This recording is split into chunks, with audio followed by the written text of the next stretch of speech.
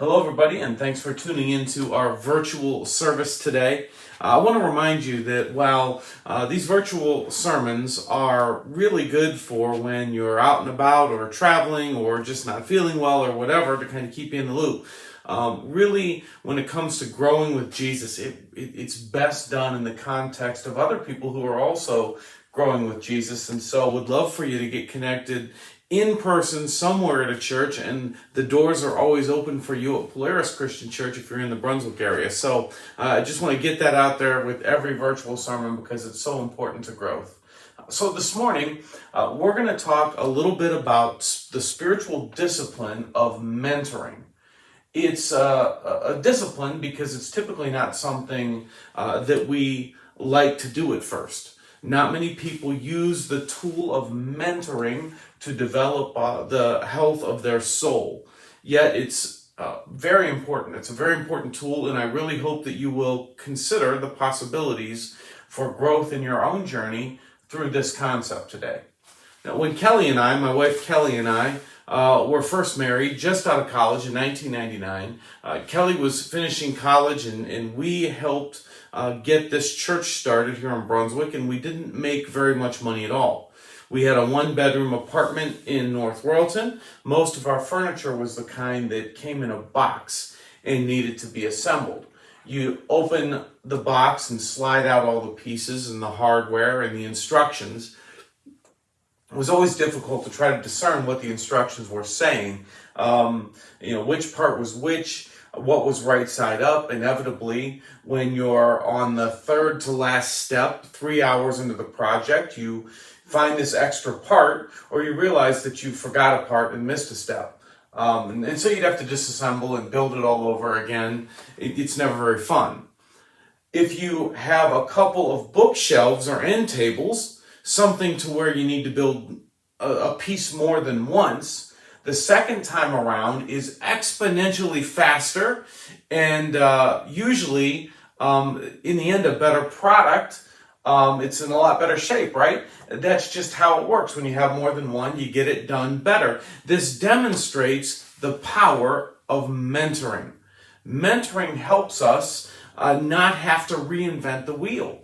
Mentoring helps us by allowing people who have already built the thing to give us insight into how it works. Life is infinitely more difficult than a particle board coffee table, right?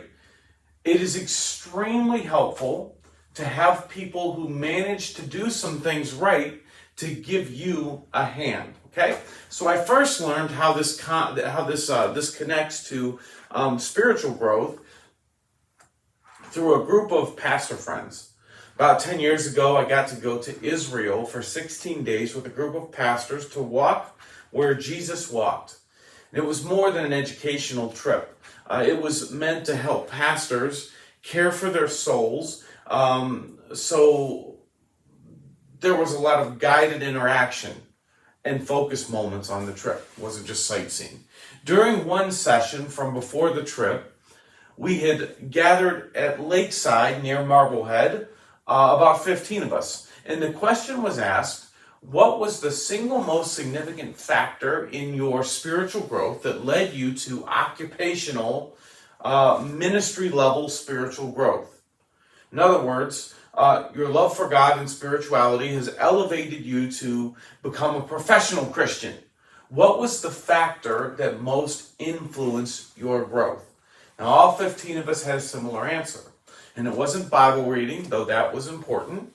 It wasn't a sermon we had heard. It was mentors. We all had one or multiple mentors who had invested in us on a personal level, and their influence was a multiplying factor. There's a lot that can help you grow incrementally. And don't underestimate those things. But the multiplying factor was mentoring. And I've never forgotten that. With making furniture, the second piece is way faster because you don't have to learn everything from scratch. In spiritual growth, mentors help you skip a few steps because they've learned it for you already. It's my observation that this is true across the board in life. If you find someone successful at a career, they can usually point to mentors that got them there. If you find a successful athlete, they can usually point to coaches or veteran athletes that help them multiply their growth. If you find a great cook, this is really true with cooks, they probably had a parent or relative that really helped them get good. I'm talking about a multiplier. Daily practice and self-learning will grow you incrementally, and that's important. Mentors can multiply your growth for the same reason that building the second bookcase is faster. It skips a lot of the trial and error and unnecessary frustration, okay? So, I really want you to hear this. People will willingly go find mentors for hobbies or their careers. They will invite people in and learn what they can from them, but rarely will people do this on a spiritual level. Rarely will people open themselves up to a mentoring relationship in their spiritual lives. We tend to believe the lie that faith should be deeply personal, kept deeply personal. We buckle to a felt awkwardness or vulnerability. We don't want to feel the embarrassment of exposing that we're not as far along spiritually as we wish we were. Truthfully, a lot of it just comes down to pride. We are too proud to open ourselves up to the help of others. Most people do not have spiritual mentors they turn to. Even people who would admit that their growth came from spiritual mentors when they were younger, they often never reach out in their adult lives for continual growth through mentoring. I would like for you to ask yourself, do I have spiritual mentors in my life right now that I asked for help and turn to for growth? If not, I hope you will consider doing so. The scriptures have a continuous underlying theme of mentoring. Now, if you've been around Polaris long, if you go to Polaris, you hear me talk all the time about the Godfather Principle of reading scripture. The Godfather is considered one of the greatest movies of all time, but it's not written and directed to teach deductively. The truths of the movie are meant to be observed. It may seem like the movie's glorifying the mafia lifestyle, but the wise mind observes that everyone in the movie ends up dead or in prison, or everyone ends up paranoid or utterly miserable. You have to observe this. It's not spelled out for you. In the same way, much of the Bible's deepest wisdom is observed. You have to do the work. You have to mine for the gems. They aren't just spoon-fed to you. Now, mentoring is one of those gems. The Bible doesn't come out and say, go find a mentor and here's how. But when you read the scriptures carefully, you'll observe that most of the greats found themselves in mentoring relationships. Okay, Moses had this father-in-law who was a priest named Jethro, and he was also a leader of a community. So when Moses struggled to govern the Israelites, Jethro would show up and give him powerful wisdom to navigate the situation. Jethro had been through it already in his life as a leader of people and a spiritual leader. He was able to save Moses time and unnecessary errors in growth. Elijah was one of the greatest prophets in all of Israel. Probably the only one greater was his understudy, Elisha. Why? Because Elijah mentored Elisha. He invested in him daily, and it set Elisha up to be even greater. Esther was a queen that saved the entire race of the Jews. She had been mentored through the whole process by her wise uncle Mordecai. Had it not been for her mentor, she would have never risen to her eventual level of faith and influence. It was mentoring. We see Elizabeth pouring into Mary, the mother of Jesus. She was fairly influential in the spiritual world, right? Mary, well, she had a mentor. Paul spoke of his mentors in his early years and also poured into the life of Timothy and many others who went on to do great things for God. Again, the Bible doesn't tell these stories and then say, see, mentoring's really important. The scriptures will throw out many gems hidden just below the surface for the person who wants to grow, to find and put into work in their lives. So let me give you 2 places in the scripture where it does lay it out clearly. Okay, first is Proverbs 13:20. Walk with the wise and become wise. Associate with fools and get in trouble. And then Proverbs 19:20. Get all the advice and instruction you can so that you will be wise the rest of your life. The phrase walk with says it all. Include people in your journey who are experienced and have lived well. You will become like them. Fail to do so, or worse yet, ride with people who live foolishly, and you will become foolish.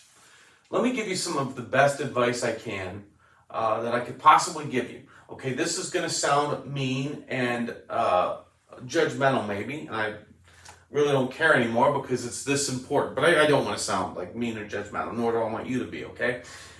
Be ruthlessly selective about where you get your advice for living. Love everyone. Don't be judgmental in terms of thinking you're better than anyone. Serve everyone. Eat with everyone. But don't actually listen to everyone in terms of their advice. Be ruthlessly selective about where you get your advice from. Okay, I'm 30 pounds overweight.